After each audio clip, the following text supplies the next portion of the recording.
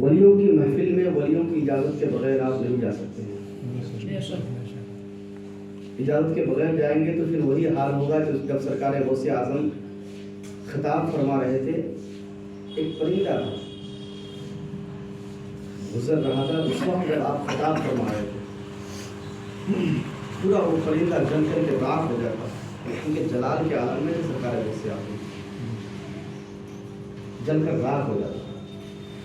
پھر جب یار آتا ہے، جب محفل ختم ہوتی ہے، اس کے بعد جو ہے آپ بڑی محبت سے اس کو پھر سے زندہ بھی فرما دیتے ہیں. لیکن جب جلال ہے، وہی غوث اعظم فرماتے ہیں کہ میری محفل میں میری اجازت کے بغیر کوئی نہیں آ سکتا.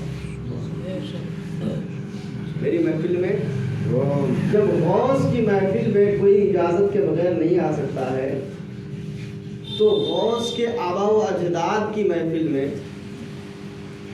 یعنی علی مرتضیٰ کی محفل میں، ان کے لاڈلوں کی محفل میں کوئی بغیر اجازت کے کیسے آئے؟ یہ شان ہے ان لوگوں کی، یہ شان ہے ان کے غلاموں کی. سرکار کا کیا کہنا. آپ حضرات بڑے خوش نصیب ہیں کہ آپ حضرات نے جو ہے اس محفل پاک کا انعقاد کیا ہے، دوسری خرافاتیوں سے بچ کر کے ایک صحیح محفل کا، جو دینی محفل کہلاتی ہے، اس کا انعقاد کیا ہے. اللہ رب العالمین انتظام کرنے والوں کو اور آپ تمام حضرات کو جو تشریف لائے ہیں اجر عظیم عطا فرمائے.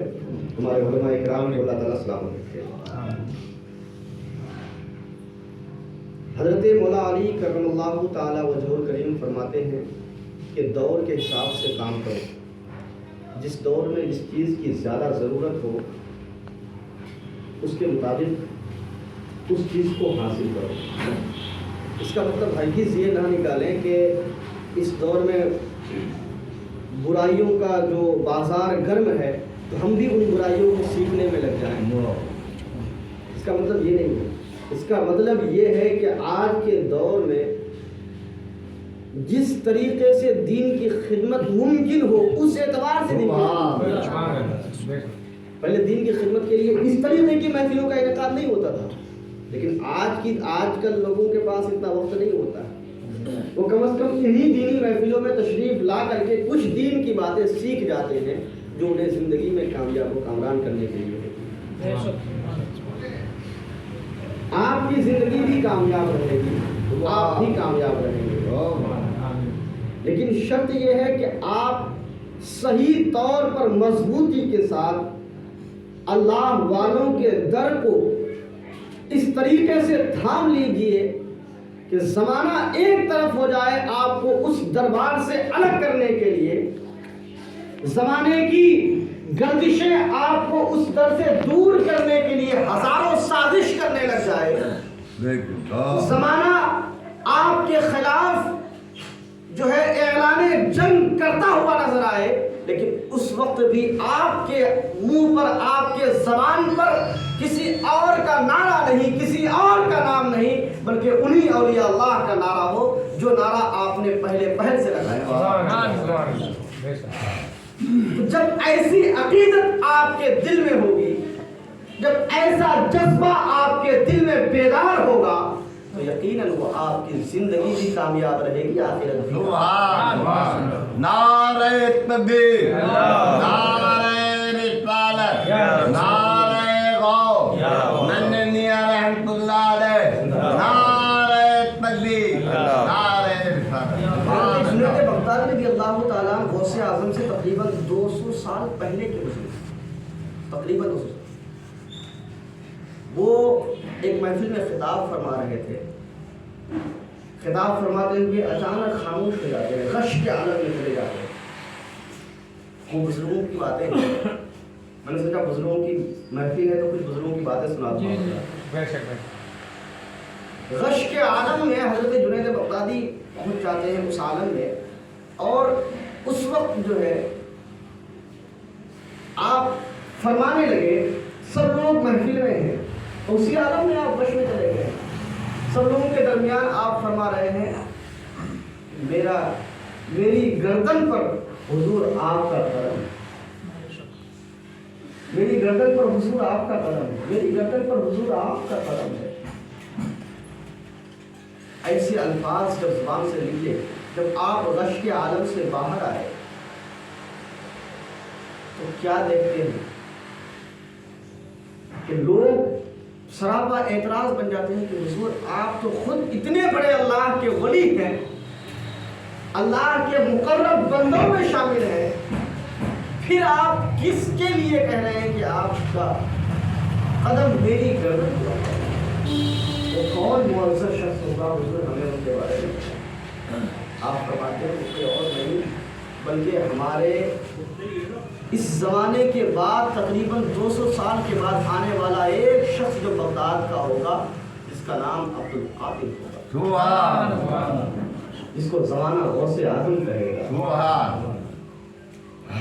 मैं उनके लिए अपनी गर्दन को झुकाया।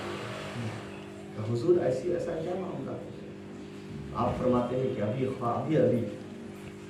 जो है मेरे ऊपर जब गश तारी हुई थी, सरकार दो आलम सल्लल्लाहु अलैहि वसल्लम ने इशारा फरमा करके कहा, सरकार दो आलम सल्लल्लाहु अलैहि वसल्लम ने जिसके बारे में ये इशारा कर दिया हो तो उसके बारे में हम और उसके हाथ को अपने सरों पर रखे, नहीं बल्कि उसके कदम को अपने सरों पर। यही जुनैद बगदादी जब एक मरतबा एक दरिया का सफर कर रहे थे। मैं आज एक बड़ा अहम पॉइंट, एक ऐसी चीज बता रहा हूँ कि जो आपके जिंदगी में काम आने वाली है। वह लोग जो हमेशा आपको बहकाते रहते हैं, वह लोग जो आपको ये कहते हैं कि इन औलिया अल्लाह के दर से होता क्या है, वह लोग जो इन औलिया अल्लाह के दरबार पर एतराज़ करने लगते हैं, वो जुनैद बगदादी के इस मरहले को देख लें। आप जो है आप दरिया पर सफ़र फरमा रहे हैं, पानी पर कोई चल सकता है, आप पानी पर सफ़र फरमा रहे हैं। एक शख्स आया, उसको पानी पर चलना था, उस पार जाना था, लेकिन दूर दूर तक कोई ऐसा जरिया नहीं था कि जिससे वो नदी के पार जा सके। वो शख्स परेशान हुआ, जुनैद बगदादी नजर आए, उसको कहा कि आप चल रहे हैं पानी पर, इसकी क्या माजरा है? तो हमें भी जो है कुछ रहनुमाई फरमा दे ताकि हम भी जो है दरिया पार करते हैं। जुनैद बगदादी जब चल रहे थे दरिया में तो आप फरमा रहे थे या अल्लाह या अल्लाह, और दरिया पार कर रहे थे। लेकिन जब उस शख्स ने पूछा कि हमें भी पार करने का दरिया बताइए, तो हज़रत जुनैद बगदादी फरमाते हैं बोल या जुनैद पार हो, बोल या जुनैद पार हो जाएगा।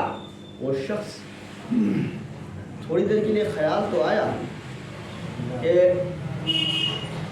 हम जुनैद का नाम ले, ये अल्लाह का नाम ले रहा है खुद, लेकिन फिर कहा कि नहीं अभी पार होना है, पार हो जाते हैं, बाद में देखते हैं। यूं ही वो दरिया के ऊपर कदम रखा, या जुनैद कहते हुए पार होने लगा। डूबता नहीं है, पार हो रहा है। बीच दरिया में पहुंच के फिर से वो एक होता है ना, मिन शर्रिल वस्वासिल खन्नास, एक वसवसे वाला वो शैतान आ जाता है उसको, जो आमतौर पर हमारी जिंदगियों में भी आते रहते हैं ना, ऐसे ये क्यों कर रहे हो, वहाँ क्यों जा रहे हो, वहाँ उनसे क्यों मदद मांग रहे हो। वो मिन शर्रिल वस्वासिल खन्नास वाला शैतान आ जाता है। वो कहता है जुनैद तो या अल्लाह कह रहा है, तुम्हें या जुनैद कहलवा रहा है, शिर्क है, शिर्क कहला रहा है तुमसे। उसका बात तो ठीक कह रहा है। जिन्हें ठीक कहा या जुनैद कहना बंद करके या अल्लाह कहना शुरू किया, बंदा डूब जाता है, डूबने लगता है, मामला समझ में नहीं आता है। फिर आखिरकार जो है मरता क्या नहीं करता है। फिर आज हजरत जुनैद को पुकारा, कहा कि हमें बचा लीजिए, हम डूब रहे हैं। जुनैद बगदादी फरमाते हैं कि तुम्हें कुछ और कहने की ज़रूरत नहीं, मैंने तुम्हें जो बताया है वही कह दे। वो शख्स आखिरकार जो है वो या जुनैद कहता हुआ दरिया पार तो कर लिया। उसके बाद हैरत व इस्तेजाब के आलम में पूछा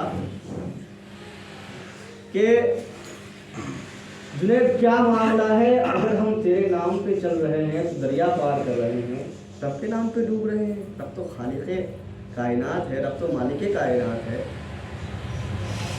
जुनैद बगदादी जवाब देते थे, जवाब सुनना ईमान ताज़ा हो जाएगा। जुनैद बगदादी कहते हैं कि अभी तू जुनैद तक नहीं पहुंचा है, तू रब तक पहुंचने की बात करता है। ابھی تو جنید تک نہیں پہنچا ہے، پہلے جنید تک تو پہنچ جا، تیری رسائی جنید تک نہیں ہوئی ہے۔ تو جب کوئی ایسا شخص، ایسا وسوسوں والا کوئی آپ کے پاس آ کر کے یہ کہے کہ اولیاء کی بارگاہ میں کیوں جاتے ہو، انہیں جنید بغدادی کا یہ واقعہ سنا ہے، جنید بغدادی کی باتیں انہیں بتا دے۔ تو ایسے ہمارے بزرگان دین ہوتے ہیں جو ہماری اس طور پر مدد فرماتے ہیں۔ سبحان اللہ۔ آپ حضرات اس محفل مبارک میں آئے ہیں، میں دعا کروں اللہ رب العالمین آپ لوگوں کی اس حاضری کو قبول فرمائے اور اس کے طفیل آپ سب کے تمام جائز مرادوں کو پورا فرمائے۔ کیونکہ وقت کم ہے، اس لیے میں یہیں پر ختم کرتا ہوں،